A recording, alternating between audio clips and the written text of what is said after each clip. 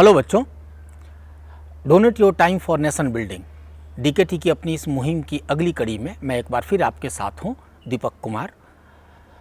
तो अभी हम चर्चा कर रहे हैं एनसीईआरटी 10वीं क्लास के पाठ्यक्रम की और उसमें भी भूगोल की। और आज हम बात करेंगे जल संसाधन की। जल ही जीवन है। ये बात सच भी है, लेकिन अगर ये बात सच है तो हमें इस बात से भी इनकार नहीं होना चाहिए कि हम सबका जीवन खतरे में है। जल एक ऐसी चीज़ है और जल संसाधन एक ऐसी चीज़ है कि इसके बहुत सारे आयाम हैं। हम एक एक करके उन सब की चर्चा करेंगे। तो सबसे पहले हम ये जानने की कोशिश करते हैं कि जल कितना है, कहाँ है।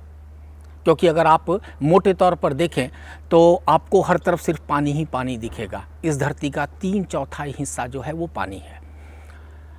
लेकिन इसके साथ ये नहीं भूलना चाहिए कि वो सॉल्टेड वाटर है, उसमें लवण मिला हुआ है। हम ज़्यादा घनत्व के कारण सिर्फ हमको उसमें तैरने में थोड़ी सी आसानी होती है, लेकिन एक मनुष्य की तरह हम उसका इस्तेमाल नहीं कर सकते, पीने में इस्तेमाल नहीं कर सकते। बहुत सारे हमारे ऐसे काम हैं जहाँ पर कि लवणीय जल का इस्तेमाल नहीं हो सकता। और अगर हम पूरे पानी की मात्रा की बात करें तो जितना जल इस धरती पर मौजूद है उसमें तकरीबन 96.5% हिस्सा जो है वो लवणीय जल है, वो महासागरों में संग्रहित है। अब जो रही बात 3.5% बचे हुए, यानी जिसको हम इनलैंड वाटर के श्रेणी में रख सकते हैं, उसमें से भी तकरीबन 0.9% से थोड़ा सा जो हिस्सा है वो बड़े बड़े जो इनलैंड सॉल्ट वाटर बॉडीज़ हैं, जैसे कैस्पियन सागर हुआ, अरल सागर हुआ, डेड सी हुआ, तो इनमें वो जो है वो जल संग्रहित हैं। जो फ्रेश वाटर हम जिसका इस्तेमाल करते हैं, जो मनुष्य के इस्तेमाल के लिए ज़रूरी है, वो महज बमुश्किल 2.5% हिस्सा जो है वो हम उसका इस्तेमाल करते हैं। और इस 2.5% जल में भी ध्यान दीजिएगा, इसका जो 2/3 हिस्सा है वो अंटार्कटिका, ग्रीनलैंड या फिर आर्कटिक सी के आसपास का जो बर्फ़ की चादर है, आइस शीट है या फिर आइस कैप है, जो पहाड़ की चोटियाँ जो बर्फ़ से ढकी रहती हैं, और जो हिमनद हैं, ग्लेशियर्स, वो उनमें जमा है। तकरीबन 1/3 से जो थोड़ा सा हिस्सा है वो हमारा ग्राउंड वाटर है। हम ट्यूबवेल, चापाकल, कुआं, यानी जब हम ज़मीन खोदते हैं हमें पीने का पानी मिलता है। तो फ्रेश वाटर का ये हिस्सा यहाँ है। इससे भी जो बचता है, यानी जो सबसे कम हिस्सा है स्वच्छ जल का, फ्रेश वाटर का, वो हम सरफेस फ्लो के तौर पर देखते हैं, चाहे वो नदियों में हो, मीठे पानी के तालाब हों, कुछ एक बड़ी झीलें हैं जैसे बैकाल वगैरह हैं। तो ये जो पानी है फ्रेश वाटर का, वो एक बहुत कम हिस्सा है हम जिसको समझते हैं। फिर भी कई बार हमको लगता है कि नहीं, ठीक है, एक इंसान के नाते हमारी जितनी ज़रूरतें हैं उसके मुताबिक पानी बहुत ज़्यादा है। तो पानी हर तरफ दिखता है, तो फिर क्यों कहा जाता है कि water water everywhere, not a single drop to drink. या फिर ये कुल मिलाकर कहिए तो मानवता के लिए बाढ़ में प्यासे मरने वाली स्थिति है। तो हम इसके अलग अलग पहलुओं पर चर्चा करेंगे। अब अगर हम इसमें जो एक हिस्सा है हमारा, हम ये चीज़ उसका जिक्र यहाँ करना ज़रूरी होगा कि हम जिस सरफेस रन फ्लो की बात करते हैं वो नवीकरण संसाधन भी है। वो जो जल चक्र है हमारा, वो जो वाटर साइकिल है कि बारिश होती है, ज़मीन के ऊपर से पानी बहता है, जितना अवशोषित होना होता है पानी की जिस मात्रा को, वो ज़मीन उसको सोख लेती है।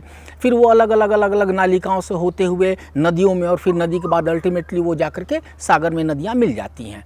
फिर वहाँ से एवोपरेशन का काम होता है, ज़मीन से होता है, महासागर का होता है। तो ये जो वाटर साइकिल जो है हमारा वो चल रहा होता है। ये चक्रीय है, नवीकरण है, बट इसके बावजूद हमारे पास पानी की कमी है।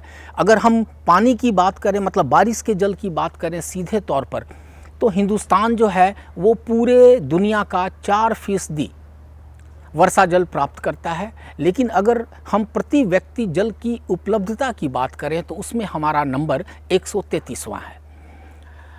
और यही वजह है कि इन तमाम चीज़ों को देखते हुए जल संकट इस कदर से गहराता जा रहा है कि ये माना जाता है, ये कहा जाता है कि 2025 तक 20% आबादी जो होगी वो जल के बड़े संकट का सामना कर रही होगी।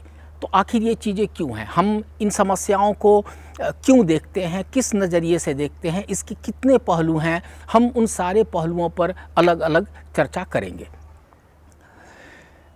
देखिए, जल की कमी आमतौर पर ऐसे नहीं दिखती जब तक कि आप वैसी जगह पर कभी नहीं होते।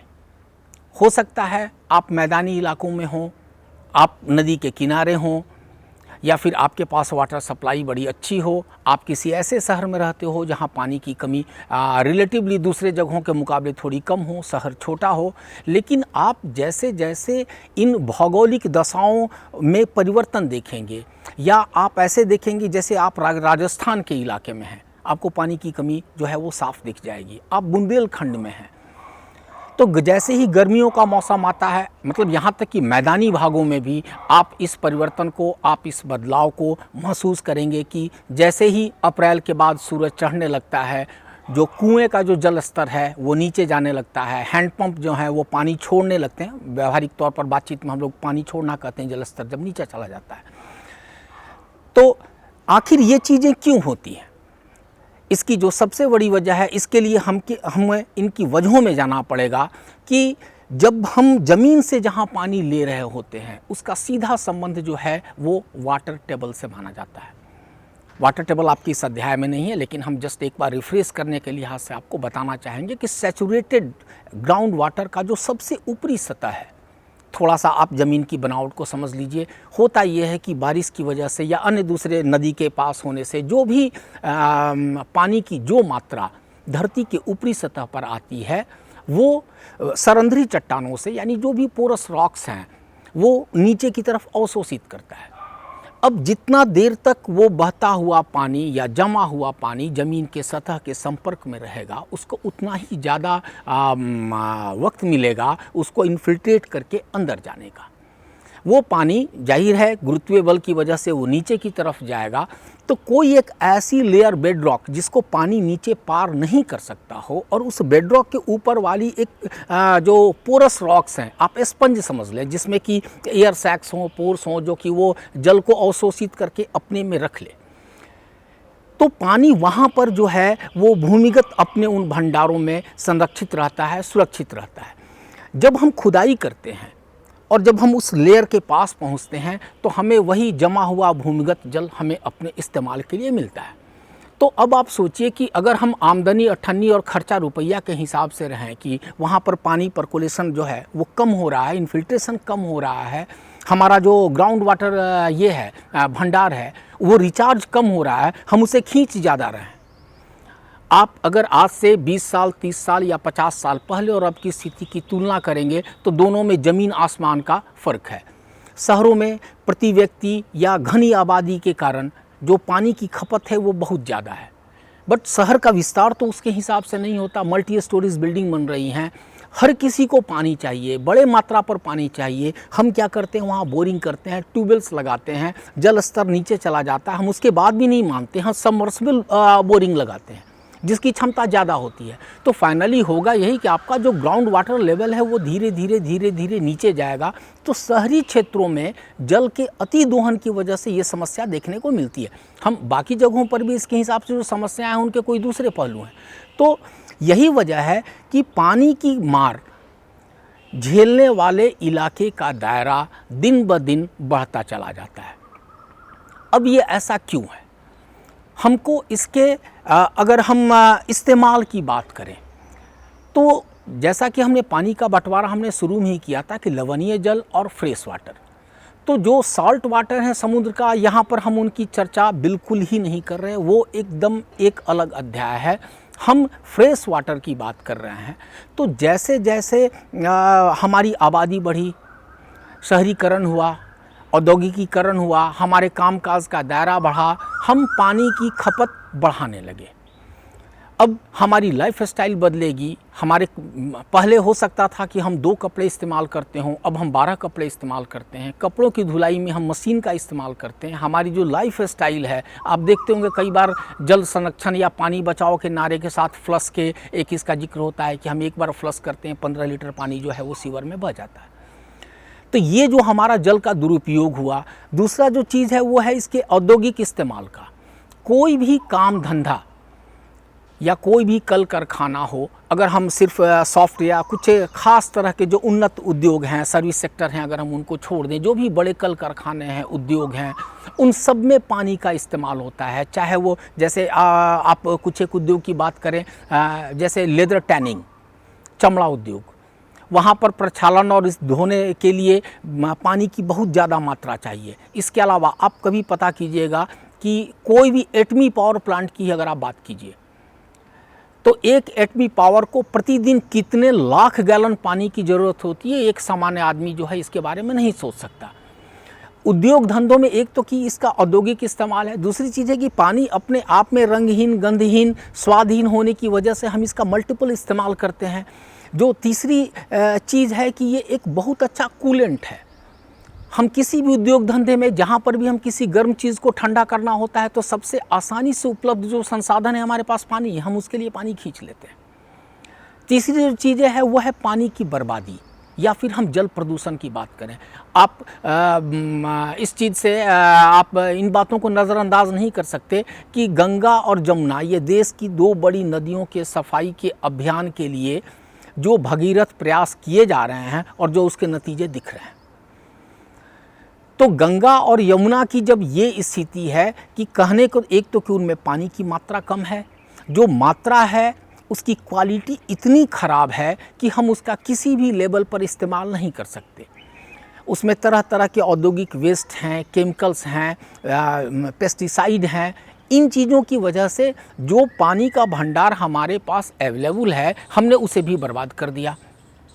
अब एक तरफ हम उसके इस्तेमाल को बढ़ा रहे हैं, उसके उपयोग के अलग अलग आयाम बढ़ा रहे हैं, दूसरी तरफ जो हमारे पास अवेलेबल रिसोर्स है, भंडार है, हम उसको भी प्रदूषित कर रहे हैं, हम उसको भी नष्ट कर रहे हैं। तो जाहिर है ऐसी स्थिति में कितना भी बड़ा भंडार होगा, अगर हम उसका प्रबंधन, अगर हम उसका मैनेजमेंट सही तरीके से नहीं करेंगे तो रिसोर्स चाहे कोई भी हो वो हमें कम पड़ जाएगा। जल से जुड़ा एक और महत्वपूर्ण पहलू है, वो है कृषि। तो देखिए, जो भारतीय समाज है, हम प्राचीन सभ्यता से ही खेती से जुड़े रहे हैं, कृषि कार्य से जुड़े रहे हैं, लेकिन यहाँ पर भी अगर आप पानी के नज़रिए से आप देखेंगे तो पैटर्न में बहुत बड़ा बदलाव है।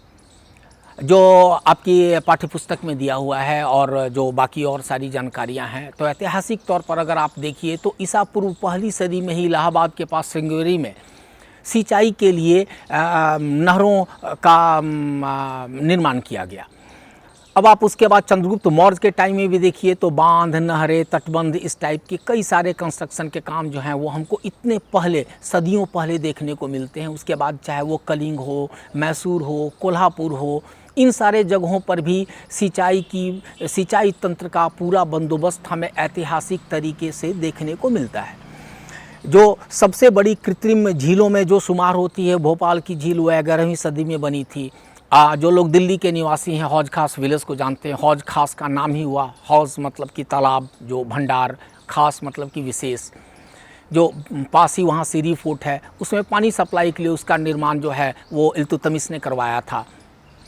तो यानी ऐसा नहीं है कि इंसान को पानी की ज़रूरत नहीं पड़ी, चाहे वो एग्रीकल्चर का काम हो या फिर उसकी दूसरी ज़रूरतें हों, लेकिन उसके लिए जो बंदोबस्त किए गए थे वो उनकी एक सीमाएं थीं।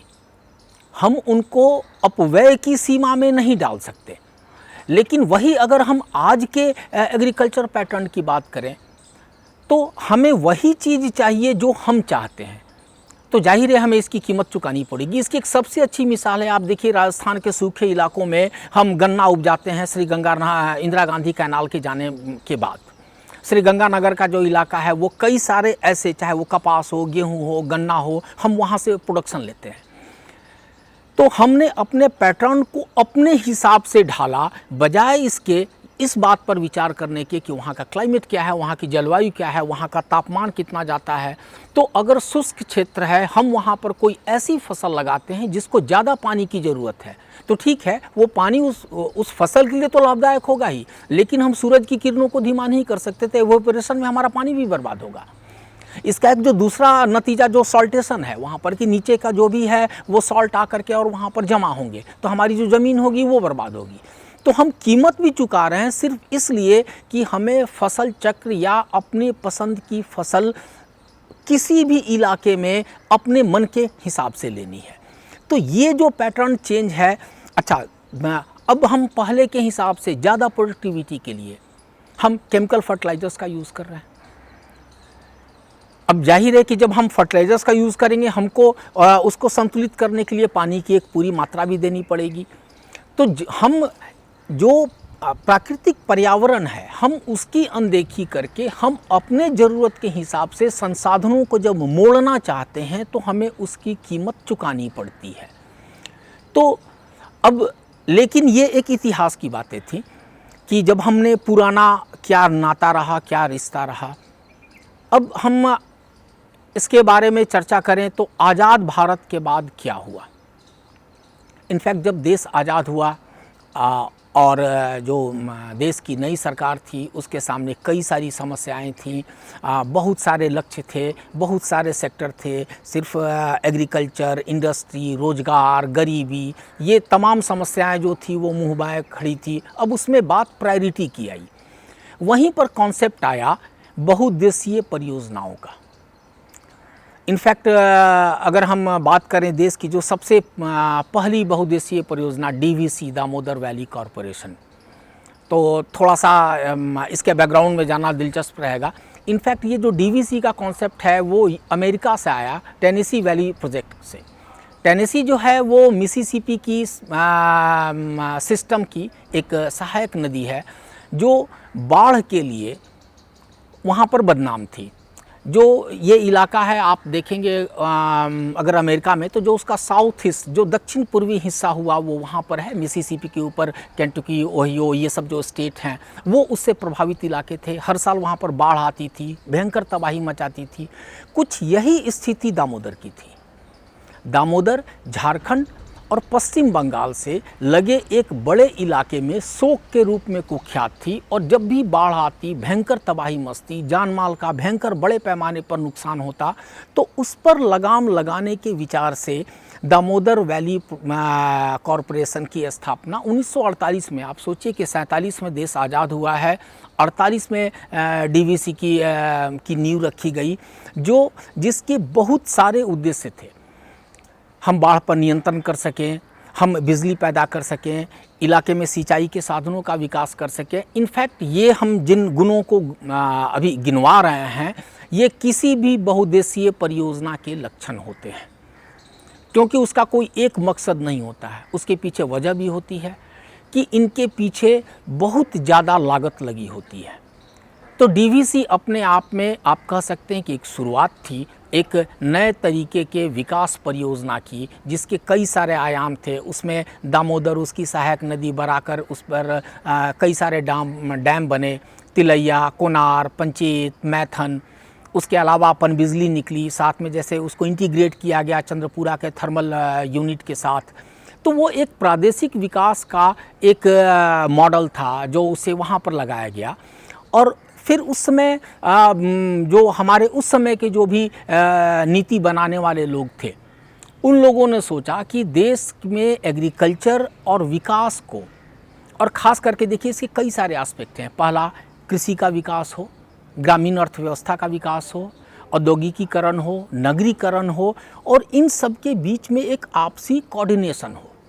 मैं इन चीज़ों पर इसलिए जोर दे रहा हूं क्योंकि 4 या 5 दशक बाद से ही इस तरह की परियोजनाओं के विरोध में आवाज़ें उठनी शुरू हो गई। तो देखिए, कोई भी नीति को हम एकदम ही आउटराइटली सेलेक्ट या रिजेक्ट नहीं कर सकते। हर चीज़ के अलग पहलू हैं। उस समय की जो ज़रूरतें थी उसमें बहुत हद तक कामयाबी मिली। उस समय देश को बिजली की ज़रूरत थी। पनबिजली जो है, अगर कहा जाए बाकियों के मुकाबले, एक अपने आप में, जैसे हम कोई एक थर्मल यूनिट बिठाते हैं तो हमें सिर्फ और सिर्फ बिजली मिलती है, लेकिन अगर हम कोई हाइडल पावर सिस्टम इस तरह का बिठाते हैं तो मेरे एक साथ 2-3 काम होते हैं। तो इन सारी बातों को ध्यान में रख कर के बहुउद्देशीय परियोजनाओं को बढ़ावा दिया गया, चाहे वो आपका भाखड़ा नंगल प्रोजेक्ट हो, या फिर नागार्जुन सागर हो, राणा प्रताप सागर हो, तुंगभद्रा परियोजना हो, इदुक्की परियोजना हो। तो देश भर में बहुउद्देशीय परियोजनाओं को अलग अलग हिस्सों में प्रादेशिक विकास के लिए बांटा गया, जिसके बहुत सारे ये थे, जैसे सबसे पहले कि पनबिजली होगी, दूसरा सिंचाई का काम होगा, तीसरा हमारे पास एक बहुत बड़ा जलाशय होगा और जिसके पानी का इस्तेमाल हम घरेलू और औद्योगिक डिमांड की पूर्ति में कर सकते हैं। हमें एक बहुत बड़ा रिजर्वायर मिलेगा जिसका हम आंतरिक परिवहन में इस्तेमाल कर सकते हैं, वो पर्यटन के काम आ सकता है। इसके अलावा वहाँ मछली पालन जैसे बहुत सारे काम हो सकते हैं, तो कई सारे लोगों को रोज़गार मिलेगा। तो हम इतने सारे टारगेट को लेकर के बहुउद्देशीय परियोजनाओं की नींव रखी गई थी। तो ये जो पहलू हैं ये बहुउद्देशीय परियोजनाओं के पॉजिटिव हिस्से में आते हैं। बट सवाल है कि अगर हम टाइम के साथ जब हम इनका विश्लेषण करते हैं तो आगे चल के ये कई सारे विवादों के जड़ निकले। लेकिन सबसे पहले हम बात करेंगे, चूँकि अभी हम ज्योग्राफी पढ़ रहे हैं, तो भूगोल के नज़रिए से बहुउद्देशीय परियोजनाओं के नकारात्मक पहलू कौन कौन से हैं। बाकी जो सामाजिक, आर्थिक, राजनीतिक चीज़ें हैं वो उनका नंबर इनके बाद आता है। तो सबसे पहले भूगोल के हिसाब से देखिए हमें ये नहीं भूलना चाहिए कि भारत में जो कृषि लायक जो भूमि है उसका एक बहुत बड़ा हिस्सा जो है वो जलोढ़ मैदान है।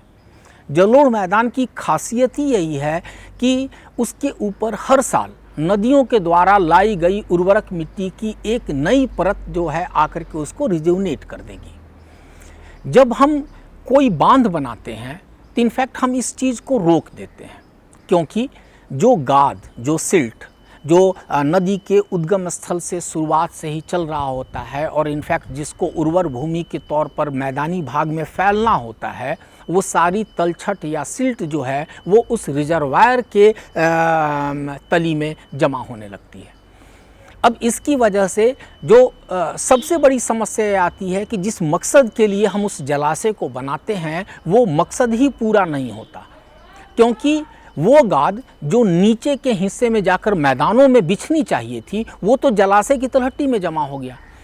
इसकी वजह से जलाशय के जल संग्रहण की क्षमता जो है वो कम हो गई।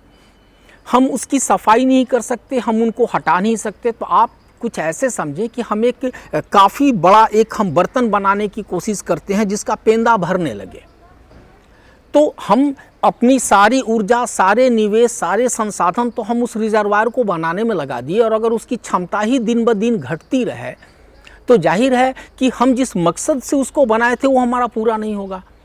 दूसरी चीज़ कि कई बार ऐसा भी होगा कि अब चूँकि उसकी कैपेसिटी कम हो रही है तो एक उद्देश्य होता है इसका बाढ़ पर नियंत्रण।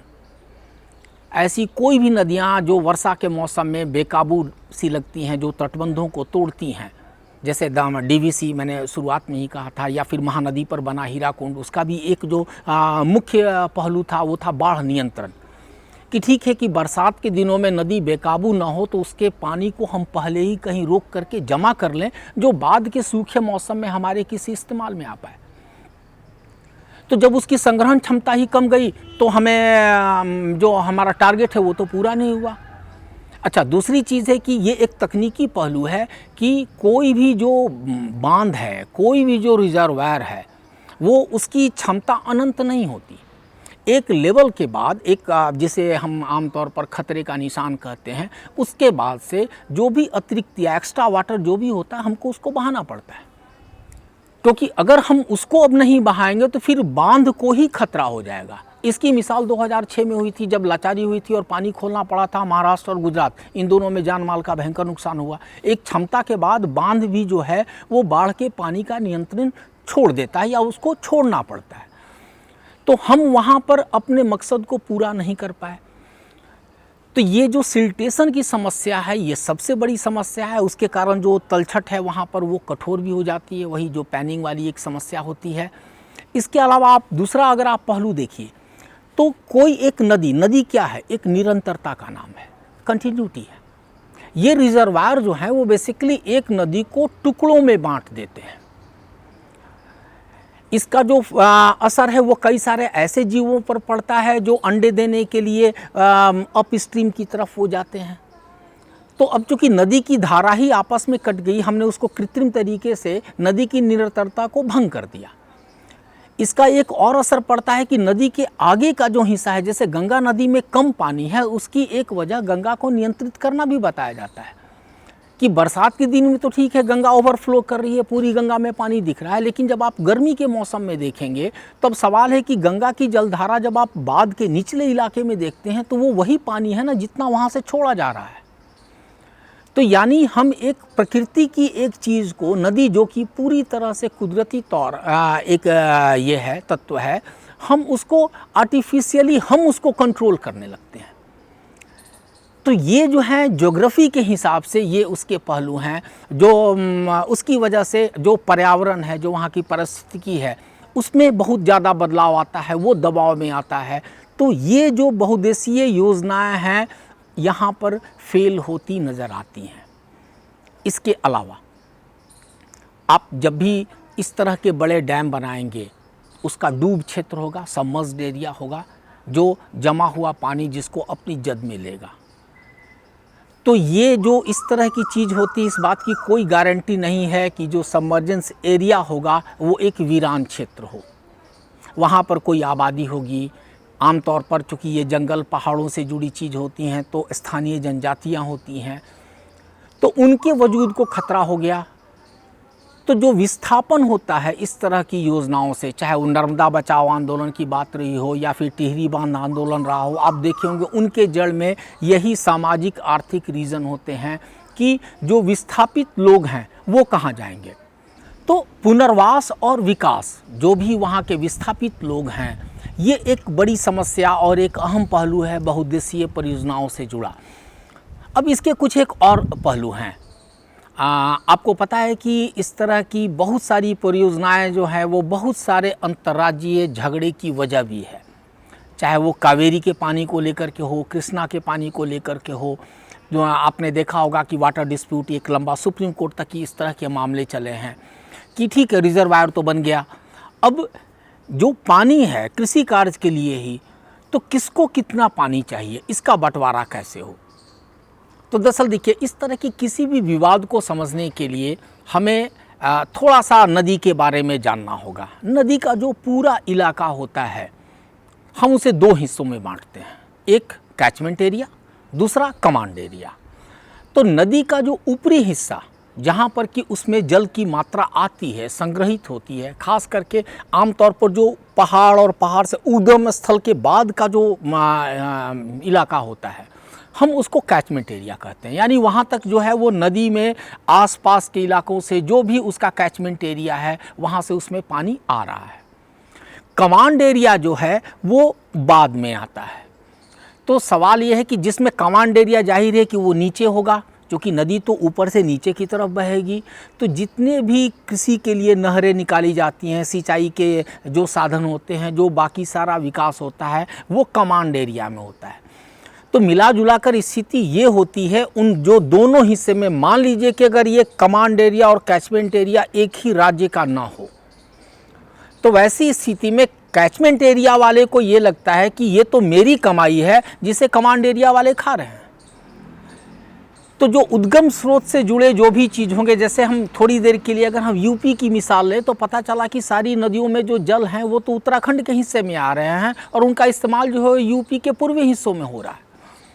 तो ये जो खींचतान होती है, तो कैचमेंट एरिया बनाम कमांड एरिया, इसके बीच में कई बार झगड़े का निपटारा बहुत मुश्किल हो जाता है और ये विवाद जो है वो लंबा खिंचता है। तो सवाल है कि क्या हमारे पास बहुउद्देशीय योजनाओं का कोई दूसरा विकल्प नहीं है?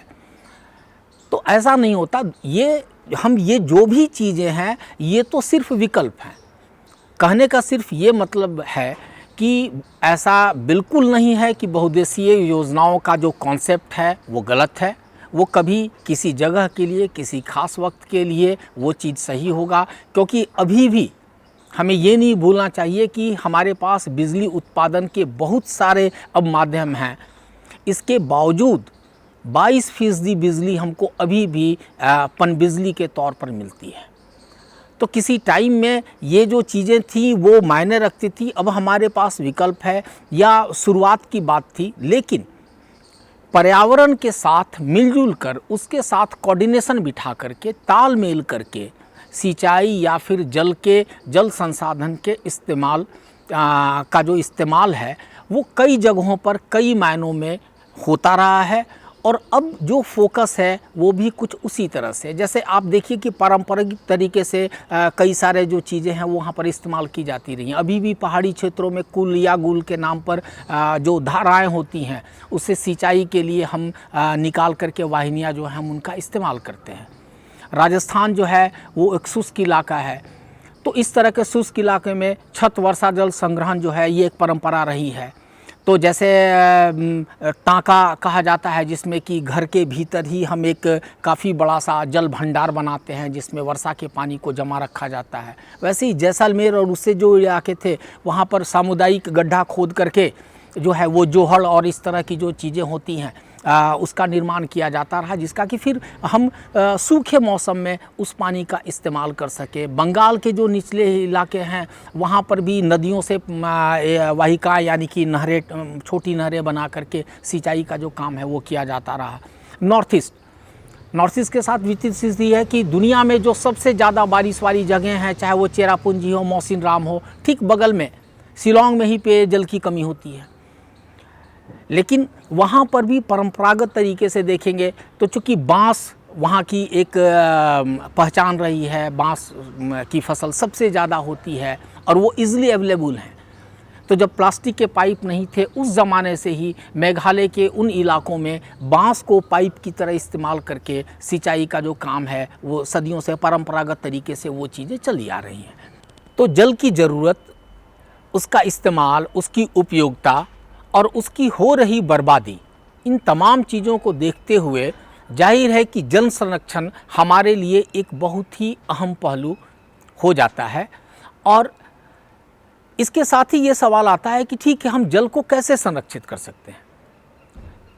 तो जाहिर है कि जितने भी रास्ते हैं जिनकी वजह से पानी की बर्बादी हो रही है अथवा हम इस रिसोर्स का अपव्यय कर रहे हैं, हमें सबसे पहले उनको रोकना होगा। अगर हम एक एक करके देखें तो खेती से शुरुआत करते हैं, यानी जो कृषि क्षेत्र है, कि हमें सही फसल चक्र का चुनाव करना चाहिए।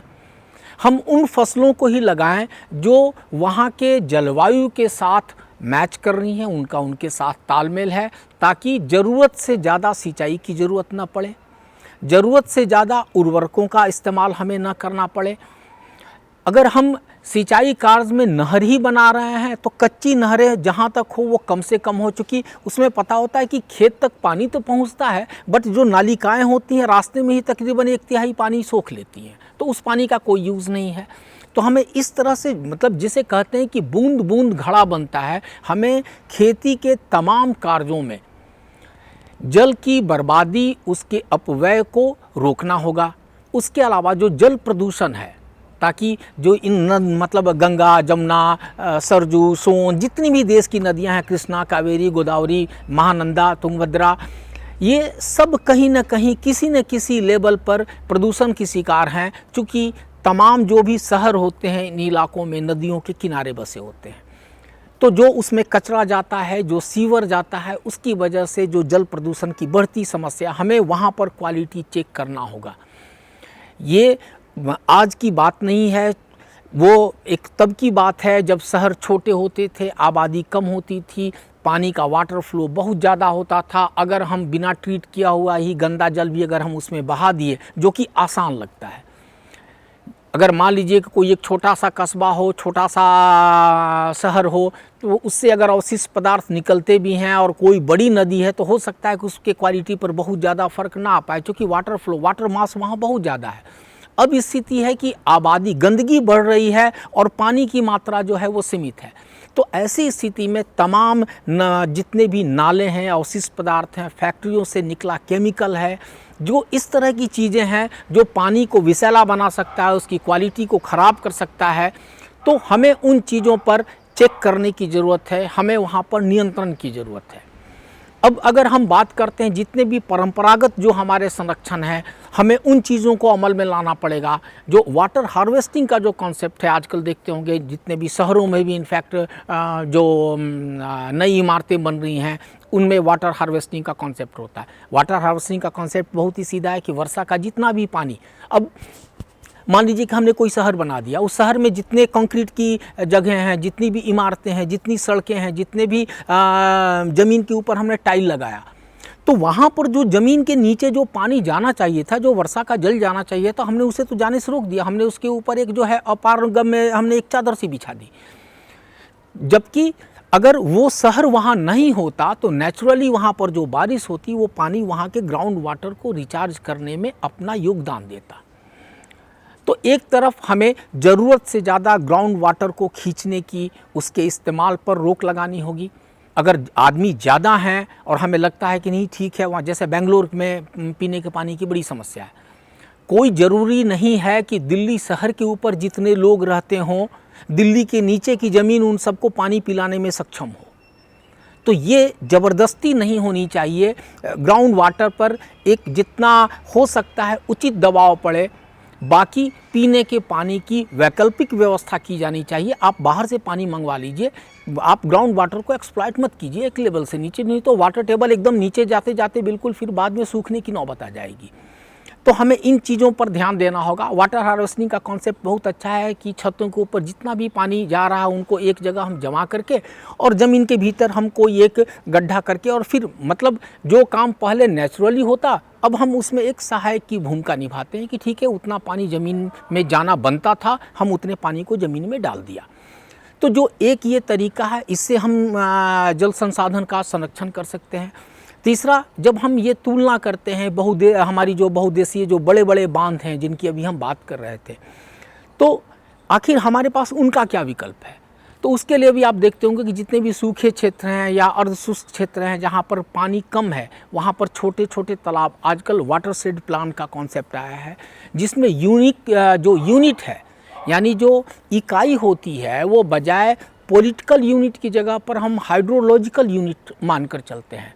यानी कि छोटे छोटे कैचमेंट एरिया, एक कोई गांव है उसके लिए पानी की जो एक निश्चित ज़रूरत है, तो हम देखें कि उसके लिए हम पानी की ज़रूरत कितने एक छोटी सी इलाके का हम अगर एक यूनिट बनाएं तो क्या हमारी ज़रूरतें वहाँ की पूरी हो सकती हैं।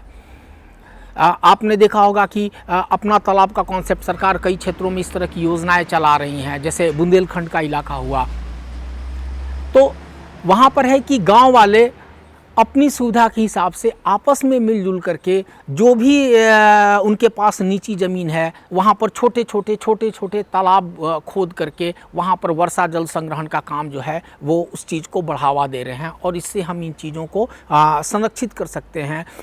वाटर जो हमारा ये है ग्राउंड वाटर जो हमारा भंडार है, हम उसको रिचार्ज कर सकते हैं। तो अगर हम इन सारी चीज़ों को अमल में ले आएँ अलग अलग तरीके से, क्योंकि अगर समस्या बहुत बड़ी है उससे निपटने का एक तरीका है कि हम उन समस्याओं को छोटे छोटे हिस्सों में तोड़ दें और फिर हम उनको एक एक करके स्थानीय तौर पर हम उन समस्याओं का निपटारा करें। तो ये हुई हमारे जल संसाधन की बात। जल संसाधन के अलग पहलू, इसका संरक्षण, इसका प्रदूषण, इसका अपव्यय, और सबसे बड़ी चीज़ है कि जल संसाधन की अहमियत।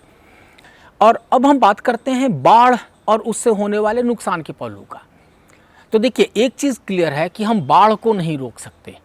बाढ़ एक प्राकृतिक घटना है। जब भी बारिश होगी, अतिवृष्टि होगी, पहाड़ी ढलानों पर होगी या नदी के ऊपरी हिस्से में होगी, तो नदी उस पानी को लेकर के चलेगी ही और वो बाढ़ आएगा ही। तो हम बाढ़ को नहीं रोक सकते। आजकल जो नए मत आ रहे हैं उसके हिसाब से इवन जो बैंकिंग ऑफ रिवर्स हैं, जो तटबंधों का निर्माण है, उनको भी बहुत सही नहीं माना जा रहा। यहाँ पर भी वही बात आ जाती है कि जो सिल्ट है, नदी के साथ जो गाद आ रहा है, अगर हम तटबंध बना देंगे तो वो मैदानी इलाकों में उस पानी को फैलाएगा कैसे। तो सवाल है कि अगर हम बांध ना बनाएं, तटबंध ना बनाएं, तो हमारे पास कौन से विकल्प हैं। तो यहाँ पर विकल्प के तौर पर बहुत सारे जानकारों का ये मानना है कि हम जो भी हमारा बाढ़ का क्षेत्र है वहाँ पर मानवीय और आर्थिक गतिविधियों को हम सीमित रखें। कोई ज़रूरी नहीं है कि हम किसी बाढ़ वाली नदी के ठीक किनारे जा कर के फैक्ट्री बनाएं।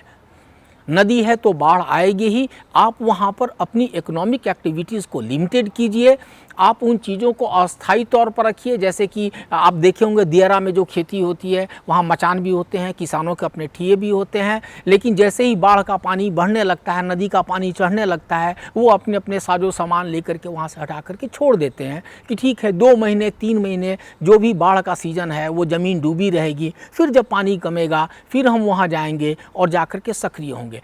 इससे एक मैसेज जो है वो कुदरत के साथ तालमेल बनाने का है कि हम बजाय इसके कि हम नदी को अपने हिसाब से बनाएं, अगर हम नदी के हिसाब से अपनी आर्थिक गतिविधियों को, क्रियाओं को अगर हम समन्वित कर लेते हैं तो समझिए कि समस्या काफ़ी हद तक कम गई। हम इससे हर साल बाढ़ से होने वाले बड़े पैमाने पर नुकसान को भी सीमित कर सकते हैं। तो आज के इस सेशन में इतना ही। अगर आपको लगता है कि इसके कोई कुछ पहलू छूट गए हों और इससे ज़रूरी चीज़ें जो आप हमसे जानना चाहते हों तो आप अपना कमेंट हम तक देंगे। हम कोशिश करेंगे कि बाद वाले जो सेशंस होंगे मैं उसमें आपके सवालों का जवाब दे दूँ। Thank you.